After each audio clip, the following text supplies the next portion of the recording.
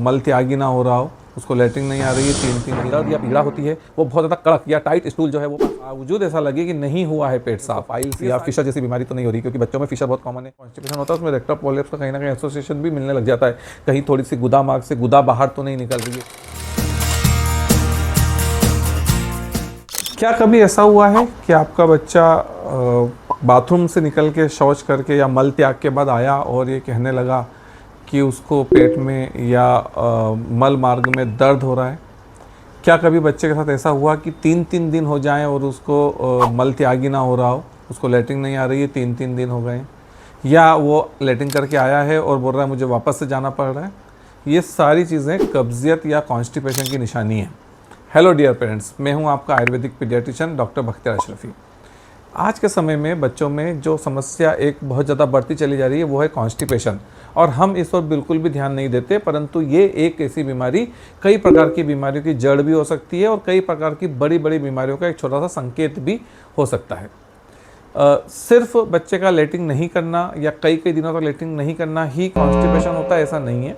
यदि बच्चे को लेटरिन करते समय दर्द या पीड़ा होती है, वो बहुत ज़्यादा कड़क या टाइट स्टूल जो है वो पास करता है, या वो लेटरिन करके आता है और उसको लगता है उसे फिर से जाना है, कृते अपि अकृत संज्ञ, इस तरह का लक्षण करने के बावजूद ऐसा लगे कि नहीं हुआ है पेट साफ, ये सारी चीज़ें कहीं ना कहीं कॉन्स्टिपेशन से रिलेटेड है।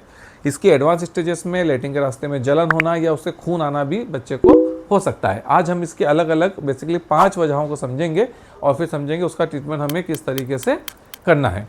पहली जो चीज़ हमको समझनी है वो ये है कि आपका बच्चा यदि कम पानी पीता है तो डिहाइड्रेशन की वजह से उसको कब्जियत हो सकती है। कॉलोन जो होती है, हमारी जो आंतें होती है, छोटी आंत बड़ी आंत, ये पानी का एब्जॉर्प्शन करती है।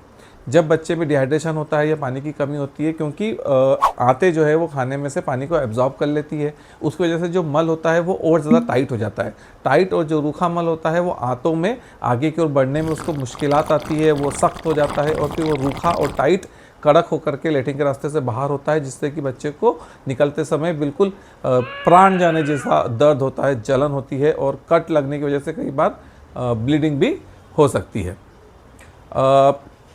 इसके लिए आपको क्या करना है? इसके लिए प्रचुर मात्रा में पानी पिलाना है, छाछ देना है, नारियल पानी पिलाना है, आप इसको रायता वगैरह बच्चे को दे सकते हैं, कड़ी खाने में दे सकते हैं। दही का प्रयोग यहाँ पे ना करें, जनरली आप सोचते हैं कि दही बहुत अच्छा होगा, परंतु आयुर्वेद में दही को इस तरह की चीज़ों में मना किया गया है। आप वहाँ पे छाछ का प्रयोग करें, सबसे बेस्ट वही होगा। दूसरी एक वजह हो सकती है बच्चा जो खाना ले रहा है उसमें फाइबर की बहुत कमी हो रही है। फाइबर क्या करता है? फाइबर बल्क फॉर्मेशन का काम करता है। जब फाइबर होता है तो वो टाइट होकर के मल के साथ मिलकर के उसको बल्क फॉर्मिंग करता है, तो बल्क फॉर्म होने की वजह से नेचुरल ग्रेविटी और आंतों की जो मूवमेंट होती है, पेरिस्टाल्सिस मूवमेंट होती है, उसके साथ वो आगे मिल करके और खाना आगे की ओर बढ़ जाता है, जो आपका अपशिष्ट खाना होता है, और वो मल बाहर की ओर पास आउट हो जाता है। जब फाइबर की कमी होती है, जो बच्चे चिप्स, कुरकुरे जैसे रूखा खाना, कच्ची चीज़ें, यदि जैसे कच्चे अनाज वगैरह चबाने लग जाते हैं। आज के ज़माने में सलाद का बहुत ज़्यादा पैटर्न हो गया, परंतु आयुर्वेद में इस तरह के रूखे और कच्चे सलाद के लिए कभी भी सलाह नहीं दी गई है। आप सलाद भी देते हैं तो उसको उबाल करके दें, क्योंकि उबला हुआ खाना होगा, जो बच्चा नॉर्मल खाना नहीं पचा पा रहा है वो कच्चा खाना कैसे पचाएगा, आप सोचें। इसलिए कच्चा सलाद ना दें उसको। आपको ककड़ी, टमाटर और इस तरह की चीज़ें भी देना चाहते हैं तो उनको उबाल करके ही प्रयोग करें। इसके अलावा आप उसको पपीता दें, संतरा दें, जामफल दें, नाशपाती दें, इस तरह की खाने की चीज़ें दें तो उससे बहुत आराम होगा। मूंग की दाल वगैरह दें, उससे भी उसमें फ़ायदा होने वाला है। थर्ड एक इम्पॉर्टेंट वजह आती है स्टूल अपहोल्डिंग या टॉयलेट ट्रेनिंग तो बच्चे की ठीक से नहीं है, उसे पता नहीं है किस तरह से मल त्याग ठीक से करना है, और वो स्कूल में या पढ़ाई के समय में प्रेशर की वजह से या किसी और वजह से, या उसे आप ताना देते हैं इसको अच्छे से पेट साफ नहीं होता है, इसमें बदबू बहुत आती है, इस तरह की चीज़ें, तो उस तरह से शर्म की वजह से यदि वो मल का जो वेग है उसको धारण करने लग जाए।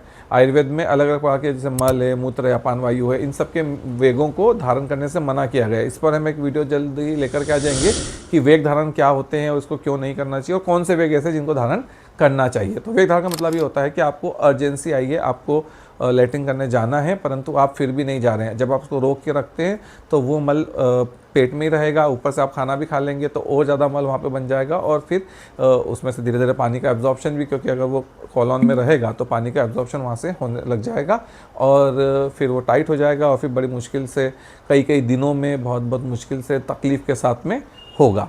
और जब इस तरह से यदि 1-2 बार 3 बार लगातार बच्चे को दर्द के साथ, जलन के साथ मल का त्याग हो जाएगा, तो वो फिर खुद ही मल त्याग से बचने लग जाएगा, मल त्याग करने को नहीं जाएगा, और जिससे फिर फर्दर मोर कॉन्स्टिपेशन को वो लीड करने लगेगा। फोर्थ इंपॉर्टेंट पॉइंट होता है व्यायाम ना करना या फिजिकल एक्टिविटीज़ ना करना। ऐसे बच्चे या बड़े व्यक्ति भी जो फिजिकल एक्टिविटी बहुत कम करते हैं, सेडेंटरी लाइफस्टाइल जीते हैं, खाना खाते हैं, सो जाते हैं, एक्टिविटीज़ नहीं करते हैं, तो जैसे व्यायाम है, व्यायाम में पहला चीज़ ही बोला गया दीप्तो अग्नि मेदक क्षय। तो मेद का क्षय करता है वो अलग बात है, लेकिन दीप्तो अग्नि व्यायाम का जब श्लोक हम पढ़ते हैं आयुर्वेद में, तो पहला ही शब्द आया अग्नि का दीपन करता है। जब अग्नि प्रदीप्त रहेगी तो जो भी आप भोजन करोगे उसका पाचन ठीक से होगा। इवन जब आप फिजिकल एक्टिविटीज़ अच्छे से करते हैं तो उससे कॉलोन में आंत के अंदर मल के रहने का जो समय होता है वो कम होता है, वो जल्दी जल्दी आगे बढ़ता है। तो ऐसे बच्चे जो फिजिकल एक्टिविटी नहीं करते हैं, यदि आपके बच्चे कॉन्स्टिपेशन या इस तरह तकलीफ हो रही है, तो आप देखिए उसकी थोड़ी सी फिजिकल एक्टिविटीज़ बढ़ाइए, तो उसी से आपको बहुत ज़्यादा आराम होने लग जाएगा। नेक्स्ट और सबसे इम्पॉर्टेंट जो पॉइंट आता है वो है कि कोई ऐसी बीमारी तो नहीं है, जैसे हाइपोथायराइडिज्म है, हाइपर कैल्शियमिया है, या बच्चे को आयरन सब्सटेंस चल रहे हैं। आयरन कुछ बच्चों में कब्जियत भी करता है, कुछ बच्चों में दस्त भी करता है, या कैल्शियम सब्सटेंस बच्चा ले रहा है, या ऐसी कोई भी मेडिसिन ले रहा है कि जिसकी वजह से उसको कब्जियत हो सकती है। तो एक बार यदि किसी भी दवा पर बच्चा है तो आप उसको पता कर लें, कहीं ऐसा तो नहीं उस दवा के साइड इफ़ेक्ट में कॉन्स्टिपेशन आ रहा है, कोई एंटासिड ले रहा है इस तरह का जिसमें कॉन्स्टिपेशन उसकी मेडिसिन उसकी वजह बन सकती है। तो उस तरह देखें। स्पेशली हाइपोथायरॉयडिज्म एक बहुत बड़ी वजह है जिसमें कि बच्चों को कब्जियत मिलती है। पाइल्स वगैरह, एनोरेक्टल एग्जामिनेशन, अगर यदि बच्चे को बार बार इस तरह से कड़क मल हो रहा है, उसको वो दर्द मल करते समय बच्चा रोने लग जाता है, या उसको ब्लीडिंग की हिस्ट्री मिली है, वो नहीं बता रहा है, तो आपने भी देखना है छोटे बच्चों में, कहीं उसको अगर लंबे समय तक रह रहा है, आने के बाद पसीना पसीना होकर थक जा रहा है, तो आप देखें कहीं ब्लीडिंग वगैरह तो नहीं हुई है। तो यदि इस तरह की तकलीफ हो रही है तो एक बार एनोरेक्टल किसी अच्छे डॉक्टर से मिलकर उसके एनोरेक्टल एग्जामिनेशन भी करा लें, कहीं उसको पाइल्स या फिशर जैसी बीमारी तो नहीं हो रही, क्योंकि बच्चों में फिशर बहुत कॉमन है, रेक्टल पॉलिप बहुत कॉमन है। जब आप यदि आप साफ़ कराते हैं बच्चे के लेटिंग के रास्ते पर, तो आप देखें कहीं वहाँ पर छोटा सा डंठल जैसा बाहर को कोई ऐसा गोश्त मांस बाहर तो नहीं आ रहा है, रेक्टल पॉलिप तो प्रोलेप्स तो नहीं हो रहा है ना। रेक्टल प्रोलेप्स भी बच्चों में कॉमन है। ऐसे बच्चे में कॉन्स्टिपेशन होता है उसमें रेक्टल प्रोलेप्स का कहीं ना कहीं एसोसिएशन भी मिलने लग जाता है, कहीं थोड़ी सी गुदा मार्ग से गुदा बाहर तो नहीं निकल रही है। यदि इस तरह की तकलीफ कुछ हो रही है, या बच्चे का वजन नहीं बढ़ रहा है, बच्चा कमज़ोर होते चले जा रहा है, बच्चा किसी भी एक्टिविटी में ध्यान नहीं दे पा रहा है, पढ़ाई में ध्यान मन नहीं लग रहा है, उसका सुस्त है, खेलता नहीं है, तो वहाँ पर फिर आप अच्छे आयुर्वेदिक पीडियाट्रिशियन उसका ट्रीटमेंट कराइए, उसको दिखाइए।